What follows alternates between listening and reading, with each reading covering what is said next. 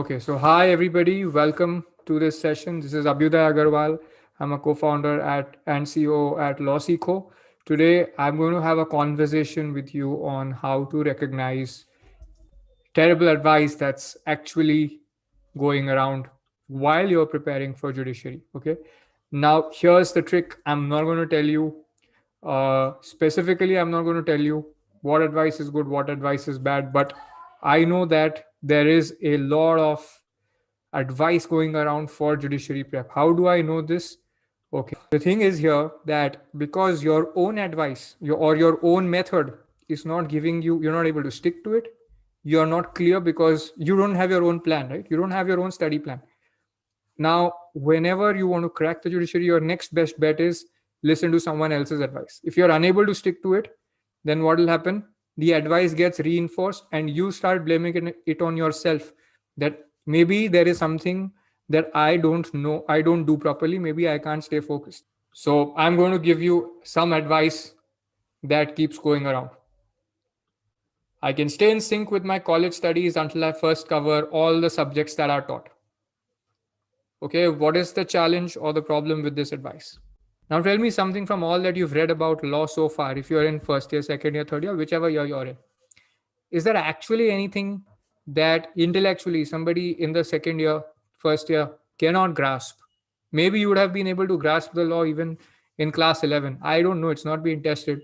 But a lot of your CLAT work, CLAT principles, which you may have studied for giving some competitive exam around law to get into law school, okay, a lot of that keeps getting enlarged, repeated, deepened over your journey of law school. So do you really think that it's impossible or difficult also or not feasible to study um subjects for judiciary which are not being taught in your first year or second year? Think about it. I've just started law school, I can afford to explore a bit. What's the hurry? Next advice. Right now, this one will be reinforced most of the times by friends, your own mindset when you see others having fun and you're not having fun. Who else will reinforce this? Your parents, if they are thinking of you as somebody too young, that can happen. Somebody who cannot make decisions for themselves, they may say that you're too early to decide that. Explore a little more. Okay, that is one way. So it could be your friends telling you this, it could be you inferring this from behavior of others, it could be coaching classes or teachers telling you that you prepare for judiciary in fifth year or fourth year. My question is why? Right? Why exactly would you want to level the playing field when you have an advantage? Really tell me that, can you read the Delhi land laws or UP land laws, or can you read the civil procedure code and understand it by reading the barracks? Can you read a guidebook and understand the civil procedure code? If you can, great. Is there anybody who can do that? I haven't found people doing that. Okay, because the civil procedure code wasn't drafted in a way that you can understand it. People are able to remember TV shows way better than they can remember the civil procedure code. You might watch a Netflix show for 45 minutes, but remember it way better than you will remember the civil procedure code provision. Even one long provision, after having spent 1 hour on it, you may remember it more poorly than what you will remember from a Netflix TV show. So why is that? Because there is a certain science in the way that one reads, understands, and processes information to be able to learn it. It's not a guidebook's concern, and it's not a barracks concern for that to enable you to handle that. That job, the purpose of a barrack is to lay down the law for the country to be followed. 20 different stakeholders, whether it's the lawmaker, whether it's a law firm partner, or it's an associate, or it's a senior counsel, or it's a judge. Each category of persons will look at the law completely differently, interpret it for different purposes. Okay, how do you interpret it for the judiciary exam? How do you learn it? How do you learn to reproduce it? How do you learn to expand on it? If you look at the mains papers, they will give you questions and ask you to illustrate. Okay, a lot of this requires you, so they'll give you some quote or some excerpt from a case or a section and say illustrate and explain these. Now you will have to pull, stretch, bend your memory in so many different ways to be able to do that. And while studying, if you read it but you didn't practice those exercises, you can't do it. Work hard and you will crack it. Okay, now it's almost like all hard work is sufficient to lead you to success. There are so many people who work hard and don't crack it. So many people who don't work as hard as and they crack it. Then what do? You blame it on luck. Okay, so is it a question of working hard? Is it a question of luck? Or is it the question of the quality of your work? Right? The question you ask about your preparation is very important. And today you can ask your question because you've not given the exam right now. At least there is one exam coming up. After you give the exam, if you experience defeat or failure, it becomes very, very hard to objectively look at what went off. Becomes very hard to identify the gap. Today it is not so hard. Why? Because today you have the option to change the direction of your preparation. Later you won't have it. There's so much free content available. So take coaching later, consume all the free content. There's already so much material. Definitely, okay. You have all the free content available. Question is this: are you able to sequentially progress and complete your preparation? Or are you consuming content without direction? And are you being able to figure out how much you're retaining? If you're not, then there's a problem. Right? And the biggest challenge in judiciary prep is this: dealing with information overload. Okay, now what are the types of advisors you can get advice from? This is very important because both right advice and wrong advice can come from anywhere. Okay, you need to know who's giving the advice and what is the credibility of that source. A lot of times we get wrong advice from sources we trust. Who are the sources of your advice? Your peers, your friends, friends who go to coaching class, friends who don't go to coaching class, seniors who've done well, whether they've cracked the exam or failed the exam. Okay, they will give you advice when you go to them. A lot of you will, okay, because you want to get all the help possible, right?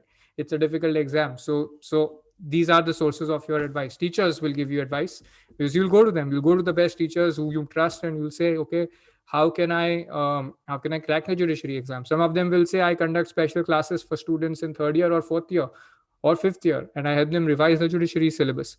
So you can come for those classes when I start them later. Okay.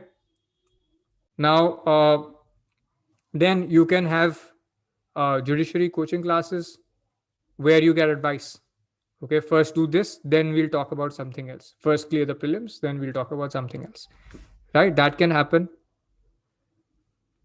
Parents could give you advice.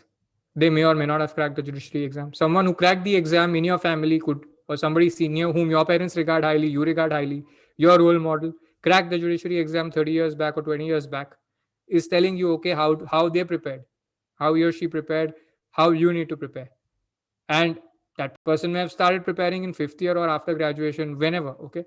But they're saying that, okay, you're in second year, you're in third year. Right now, it's not needed. You can think of this later on, right? And you will trust that kind of advice because, the person has cracked it.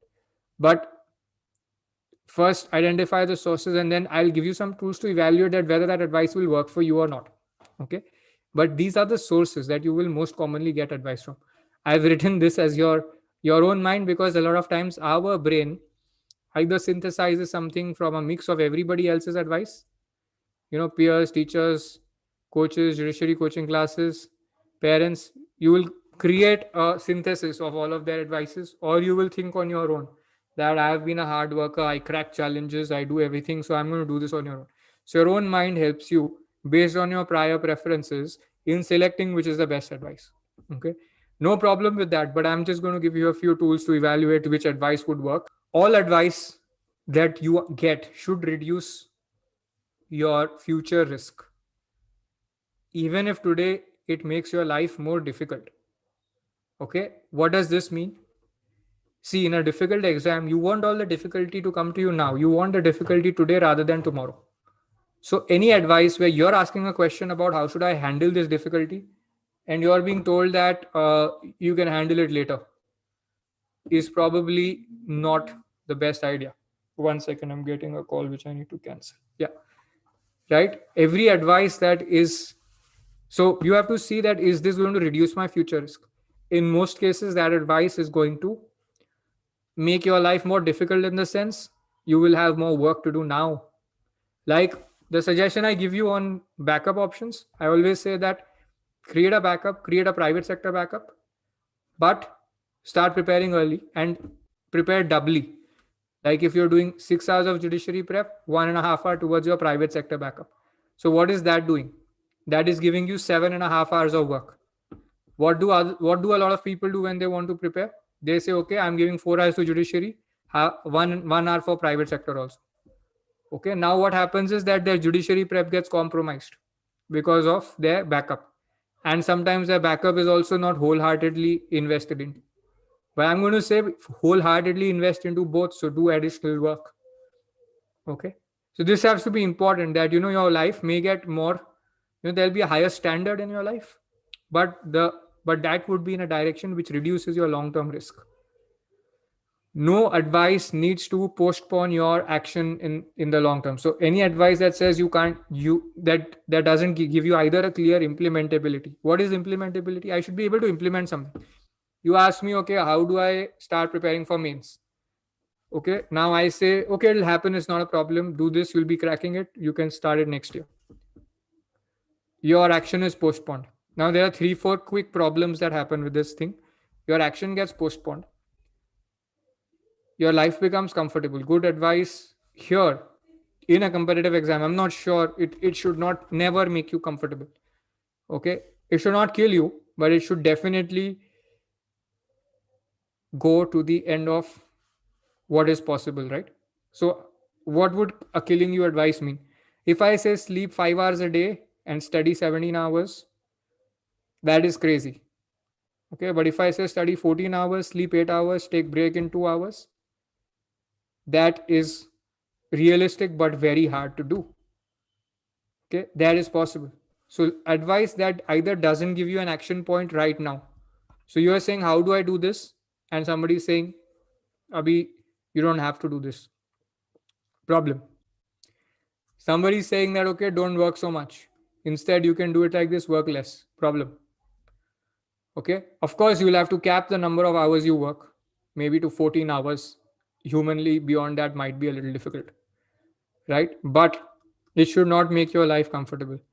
If I study GK in my final 6 months or final year, I'm gone. Okay, because GK, English, answer writing, essay writing, judgment writing require long-term work. The advisor should have some credibility, experience, or a responsibility. Something must be at stake for the advisor. Okay, merely that the fact that you're related to them doesn't make you at stake. Okay, you will have examples of parent-child relationships and spouse relationships, where the husband advises the wife or wife advises the husband, or parent advises the child about doing something, and they're like, I trusted the relation because I trusted your advice because of our relationship, but it was really not the right advice. Why does that happen? You have a strong personal bond and the person means well, but the person's credibility for the job or their own experience is not solid enough, and they have not got any responsibility for the failure. Like, obviously a parent would say, if they gave you advice, you followed it but you didn't crack it, they'd be like, but you had to work hard and you didn't, right? That's easy for them to say. But if you postponed your preparation by 2 years, person responsible becomes you. Okay, so who's going to stand something to lose? A lot of times, if you are taking a coaching class, okay, and you've paid them for it, definitely they will stand to lose. If they give you advice and it doesn't work, they have something at stake. If you're following their instructions, it's not working, you can go back to them and they'll be like, oh, they will need to do something. At least that's how we train our team, right? Our team has to do something about it. If you're following all the requirements, you're struggling. You can't follow something in the class, you can't keep up to your study schedule, and you reach out to the team, they will need to figure out how to motivate you. Okay, they'll not keep chasing you and you keep your phone switched off. They'll not chase you like that, but there will be follow-up mechanisms, which means that there's something at stake for us. Okay, and so basically you need to find people who have something at stake when they're advising you, because if their advice goes wrong, there's going to be a problem for them, not for you. Obviously, there's a big problem, but for them also, it should be a problem. Okay, that's when you can see, okay, I have some criteria to trust this person's advice. It must be implementable. So there must be some action you can take, and that should be capable of being taken now. Okay. Also, you must have a way to identify. See, because your exam is 2 years down the line, 3 years next year down the next year. So your test of whether the advice worked cannot be after you get your results. When does that test happen? You should find some amount of mutual. See, you can take somebody's advice at face value for a limited amount of time. After that, you have to take the action and see is there progress. Okay, so you should have a short term method that can I evaluate your advice in 7 days? Can I evaluate your advice in 15 days? That is very important for you. Okay, so how do you evaluate the efficacy of someone's advice? Like yesterday in the session, I said that, guys, your study plan needs to be between 3,500 to 5,000 hours to complete the syllabus. 3,500 hours if you're attempting one judiciary. Then I said 30% more time if you're attempting in 3 states, and 10% time per state for revision. Okay, so that went to 5,000 to 5,000 hours. And then there was a subject wise breakdown of number of hours. And then I told them how to divide your day for study.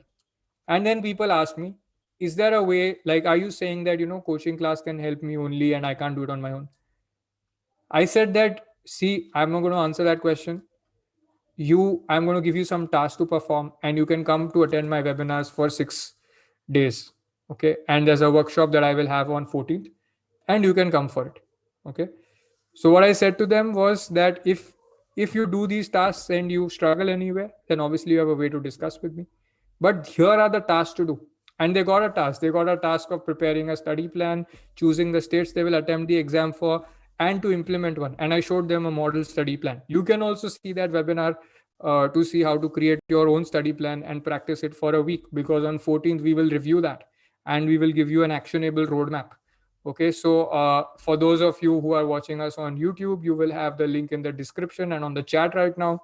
And so this will be, 2 links will be there. One will be the link to yesterday's webinar, to workshop, which was a free workshop, and another link will be there for the 14th workshop, which is about, so which is a paid workshop and is on 14th on building your full roadmap. Okay, but yesterday's workshop wasn't getting started. So you have 7 days basically, or 6 days now, to implement this and test it out for yourself. So your exercise for the advice that you've received at any point in time from anyone is to, right now also you have to identify what is the advice I got from different sources. Okay, and you want to identify a way that I can evaluate it. The suggestion I gave was that you get started on your preparation. No postponement of action. Take action now, implement. And I told you how to implement. Choose the states. You can see the webinar and you'll identify how many hours you need to give to each subject. I told them that, they have to start preparing. They have to start testing. So they have to start practicing answer writing also from day one. They are preparing for mains and interview. They're not preparing for prelims alone. Okay. So I give them a study plan. You make your own study plan and try to follow it. Okay. But now that is the advice I gave. So something implementable. But right now you identify, does it have the utility for you? If not, if you can't test it, you can't implement it, you can't to evaluate it, then there is a question. Okay. Next step is to attend the webinars that I will conduct, which are listed below. These will be put in the description and on the chat. Astha will put it on the chat right now, on the YouTube page and on the links. Actually, I will post the links on Zoom right away. Astha will post it on YouTube. Okay, so this is what I'm conducting tomorrow. How much time do you need to spend on preparation to have a good shot at cracking judiciary exams? What are we going to look at over here? This is a free webinar. You can register. Okay, we're going to look at how much time subject wise, different categories of subjects, how to study each subject, your total study plan, because I've been speaking a lot about study plans in my earlier webinars, and I have been speaking about the total time that it takes to prepare. But now I will give you subject wise breakdowns, major subjects, minor subjects, number of hours, all of that. Okay. Then we're going to discuss what are the most common flaws in judiciary preparation, how to prepare a foolproof study plan. Okay, this is the setup now, set up in the sense that you've prepared one study plan. If you watched my yesterday's workshop, you would have, we'll give you the link. Okay, so then you can prepare one study plan. Now you want to identify, because you want to practice everything, right? This is personalized. So you want to practice, if there is a common flaw, if there is a commonly committed flaw, then I want to identify that and fix that. I don't want to identify that in my fourth year, fifth year, or right before the exam. I want to identify it right away, right? So we're going to review. If you're making a study plan, please make it today, tonight, start to implement it. By 11th, you can review then with me. Before you even come to the workshop for free, we can review what is your study plan. Okay, on 12th we will discuss uh, how to customize your preparation for your state specific judiciary exams. So if you've chosen a state, then we have to discuss, right, what are the things to customize, what are the things, how do you go about this, so that we will discuss. On 14th there's a workshop, and this is the link for the 14th, okay, where we will discuss the whole roadmap. Okay, everything that one needs, all the resources. We'll discuss how to get those resources, how to plan the steps, how to map progress, where people struggle. Okay, all of that will be discussed. And on 15th also, you can register for this as well. We are going to do a self-assessment for all of you, where you can figure out where do you stand with respect to your judiciary preparation as of today. Okay, so I've given you all the links. They are there on YouTube chat as well. Okay, now I have some questions for you. How have you been? Uh, is there any takeaway from you from this session? Are you able to consciously identify advice and choose it? See, the problem is if the wrong advice goes around, or advice you don't know the implications of goes around, then you may accidentally follow it, but you may not be able to choose it. If you can be conscious, you discard the advice that doesn't work for you and choose the advice that works. Now, have any of you been able to identify those parts which didn't work for you? That's my question. Could any of you studying for judiciary exams, did you identify the advice that, oh, it's not, I cannot test it, I cannot implement it, this person gave me the advice but they've not helped others crack the exam? Is there any such example that you are able to come up with which applies to you? I'm going to stay on chat, and please let me know. I'm going to wait. So those online, please type your responses on chat. Then I will look at the Q&A after this. Okay. Then did you start performing, those of you who came yesterday, did you start performing the tasks that I shared with you yesterday? Go to the webinar, check the tasks and start performing. Okay. And if you started studying, please share with me, how did it go? What did you complete? What went as expected? What were the surprises that came up? How you felt on the journey? All of that. Were you able to time yourself? Did you use Google Calendar? Did you slot out your time as per this much time for GK, this much time for daily news analysis? Did you subscribe to daily news and try to go through current affairs? Did you time your studying of the books? Did you use a calendar tool? Did you create a customized study plan? Or if you didn't have it, I'll tell you a quick tool right now to use it. Okay, divide 5,000 by the number of years you have. So by the number of years you have to give the exam. Okay, so if you have 5,000 hours to study and you're in third year, you're in fourth year, suppose. Okay, you have 1.5 years. For every year, calculate 280 days. Okay, if you're ambitious, calculate 300 days. Okay, actually calculate 300 days. 300 days for every year, and divide 5,000 by 300, and you have 1.5 years, so 450. Okay, so 5,000 divided by 450, that's going to give you about 11. Okay, now that's your 11 hours a day. Now what you have to do in those 11 hours, you have to figure that out. Okay, so I gave you a 12-hour study plan in yesterday's video. You can divide that and do it. But if you don't even do that, can you study for 11 hours? Question. Try studying tomorrow, day after. Today start to 2 hours of work after this session. Okay, you can watch the webinar. I share the tasks at the end of the workshop that I did yesterday. Link is in the chat and in the description. Okay, so quickly now I'm going to address the questions that you all have in the Q&A panel. Jamshed said, speak in Hindi language. I'm sorry, I've spoken in English now. For whole day is over, but whole session is over. But think of also, learning the English language. Sometimes people have a difficulty with Hindi, then they say that I can't follow if there's somebody from the south. So it'll be good if you can follow that. Anonymous attendee, you will have to ask Astha for how do you contact her. She'll give you she's in the panel. No, she's not in the panel. So you give your number on chat and she will reach out to you. Okay, you give your number on chat here and she will reach out to you and help you schedule a personal session. Okay, so quickly, everybody, is there feedback that you can use, takeaways that you can use for your preparation? A lot of you are here. Should I call you by name? Like, it'll be good to know. Arunima, Ashif, Debarati, Jagannath, Kajal, Lilath, Manasvi, Satyam, Tanya, somebody from a Vivo phone. Yeah. What can you implement from today? Because it's very important to choose and evaluate our own advice ourselves. We want to be informed customers of whatever we choose, right? And hence the important portion is to identify whose advice how do we evaluate the different pieces of advice? Do you even know that you're following somebody's advice? Yeah, quickly, can you all let me know this? Okay, so I'm going to close this session. Thank you very much.